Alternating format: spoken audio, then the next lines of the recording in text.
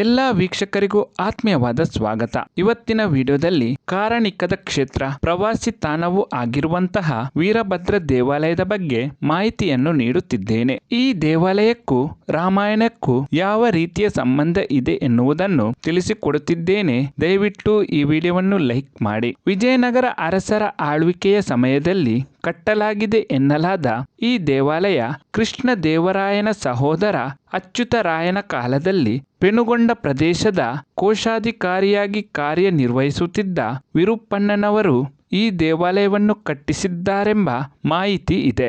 ಆಮೆಯ ಆಕಾರದ ಕೂರ್ಮಶೈಲ ಬೆಟ್ಟದ ಮೇಲೆ ನಿರ್ಮಿಸಲಾದ ಈ ದೇವಾಲಯದ ಕಂಬಗಳಲ್ಲಿ ಅತ್ಯಾಕರ್ಷಕವಾಗಿರುವಂತಹ ವಾಸ್ತುಶಿಲ್ಪವನ್ನು ಕೆತ್ತಲಾಗಿದೆ. ಈ ಸ್ತಂಭಗಳಿಗೆ ಯಾವುದೇ ಆಧಾರವಿಲ್ಲದೆ ಕೇವಲ ಮೇಲ್ಛಾವಣಿಯಲ್ಲಿರುವ ಗುರುತ್ವಾಕರ್ಷಣ ಬಲದಿಂದ ಜೋಡಿಸಲಾಗಿದೆ. ಅದರಲ್ಲೂ ಬಲ ಬದಿಯಲ್ಲಿರುವ ಸುಮಾರು 8 ಅಡಿ ಎತ್ತರದ ಕಂಬ ನೆಲಕ್ಕೆ ತಾಗದೆಯೇ ನೇತಾಡುತ್ತಾ ನಿಂತಿರುವುದು ವಿಶೇಷ ಹಾಗೂ ರಹಸ್ಯವಾಗಿದೆ. ವಿರೂಪಣ್ಣನವರ ಮನೆದೇವರಾದ ವೀರಭದ್ರಸ್ವಾಮಿ ಕನಸಿನಲ್ಲಿ ಬಂದು ದೇವಸ್ಥಾನ ನಿರ್ಮಿಸಲು ಪ್ರಚೋದನೆ ನೀಡಿದ್ದರಿಂದ ವೀರಭದ್ರಸ್ವಾಮಿಯ ಅಪ್ಪಣೆಯಂತೆ ದೇವಾಲಯ ನಿರ್ಮಿಸಿ ಗರ್ಭಗುಡಿಯಲ್ಲಿ ವೀರಭದ್ರನ ವಿಗ್ರಹ ಪ್ರತಿಷ್ಠಾಪಿಸಿದ್ದಾರಂತೆ. ಈ ದೇವಾಲಯದ ಪಕ್ಕದಲ್ಲೇ ಅಗಸ್ತ್ಯ ಮುನಿಗಳು ತಪಸ್ಸು ಮಾಡುತ್ತಿದ್ದ ಗುಹೆ ಕೂಡ ಇದೆ. ಈ ದೇವಾಲಯದಲ್ಲಿ ಗಣಪತಿ ವಿಗ್ರಹದ ಜೊತೆಗೆ 7 ಎಡೆಯ ಬೃಹದಾಕಾರದ ನಾಗಲಿಂಗನ ವಿಗ್ರಹ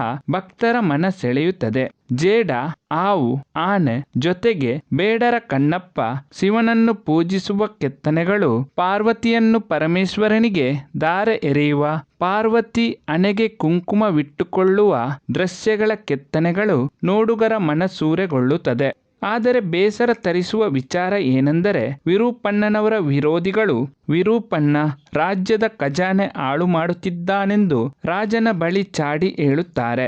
ಆಗ ರಾಜನು ವಿರೂಪಣ್ಣನವರ 2 ಕಣ್ಣುಗಳನ್ನು ಕಿತ್ತು ಹಾಕುವಂತೆ ಆಜ್ಞೆ ಮಾಡಿದಾಗ ಬೇಸರಗೊಂಡ ವಿರೂಪಣ್ಣನವರು ತನ್ನ ಕಣ್ಣುಗಳನ್ನು ತಾವೇ ಸ್ವತಃ ಕಿತ್ತು ಬಿಸಾಡಿದ್ದಾರಂತೆ.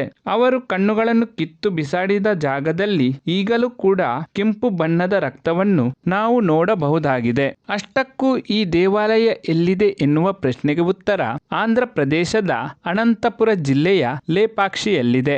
ಈ ಪ್ರದೇಶಕ್ಕೆ ಲೇಪಾಕ್ಷಿ ಎನ್ನುವ ಹೆಸರು ಬರಲು ಕಾರಣ ರಾಮಾಯಣದ ಕಾಲದಲ್ಲಿ ರಾವಣ ಸೀತೆಯನ್ನು ಅಪಹರಿಸಿಕೊಂಡು ಹೋಗುವ ಸಂದರ್ಭ ರಾವಣನನ್ನು ಜಟಾಯು ತಡೆಯುವಾಗ ಕೋಪಗೊಂಡ ರಾವಣ ಜಟಾಯುವಿನ 2 ರೆಕ್ಕೆಗಳನ್ನು ಕತ್ತರಿಸಿ ಹಾಕುತ್ತಾನೆ. ಕೆಳಗೆ ಬಿದ್ದ ಜಟಾಯು ರಾಮ ಬರುವವರೆಗೂ ಕಾದು ಸೀತಾ ಮಾತೆಯನ್ನು ರಾವಣ ಕದ್ದೊಯ್ದ ವಿಚಾರ ರಾಮನಿಗೆ ತಿಳಿಸಿ ಪ್ರಾಣ ಬಿಡುತ್ತಾನೆ. ಜಟಾಯುವನ್ನು ಶ್ರೀರಾಮ ಲೇ ಪಕ್ಷಿ ಎಂದು ಕರೆದಿದ್ದರಿಂದ ಈ ಜಾಗ ಲೇಪಾಕ್ಷಿಯಾಗಿ ನಂತರ ಲೇಪಾಕ್ಷಿ ಎನ್ನುವ ಹೆಸರು ಪಡೆದಿದೆ ಎಂದು ಪುರಾಣ ನಮಗೆ ತಿಳಿಸುತ್ತದೆ. ಲೇಪಾಕ್ಷಿ ದೇವಾಲಯದ ಈ ಮಾಹಿತಿ ಇಷ್ಟವಾದಲ್ಲಿ ದಯವಿಟ್ಟು ಈ ವಿಡಿಯೋವನ್ನು ಲೈಕ್ ಮಾಡಿ. ಇನ್ನಷ್ಟು ಹೊಸ ಕುತೂಹಲಕಾರಿ ಮಾಹಿತಿಗಳನ್ನು ಮುಂದಿನ ವಿಡಿಯೋಗಳಲ್ಲಿ ನಾನು ನಿಮಗೆ ತಿಳಿಸಿಕೊಡುತ್ತೇನೆ. ಎಲ್ಲಾ ವೀಕ್ಷಕರಿಗೂ ಧನ್ಯವಾದಗಳು.